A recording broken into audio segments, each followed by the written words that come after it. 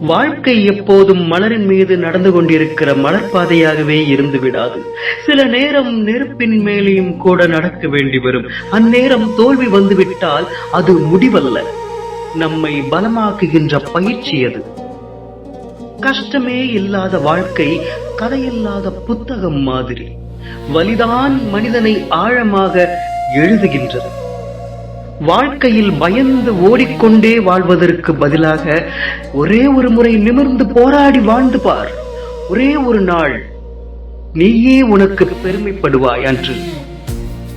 உலகத்தின் முன்பாக கைகளை கட்டிக் கொண்டிருக்கும் உனக்கு இந்த உலகமே ஒரு நாள் கைத்தட்டும். உன்னையே நீ நம்பினால் அதுவே போதும். நெருப்பை கடந்து வந்தவனுக்கு சின்ன சின்ன பிரச்சனைகளை எல்லாம் பனிப்புகை மாதிரிதான். வாழ்க்கை ஒரு போர் அல்ல, அது ஒரு பயணம். விழுந்தாலும் எழுந்து நடக்கின்றவன் தான் இறுதியில் இலக்கை அடைவான். இந்த தத்துவ வரிகளை உங்களுக்கு ரொம்ப பிடிக்கும் நம்புகிறேன்.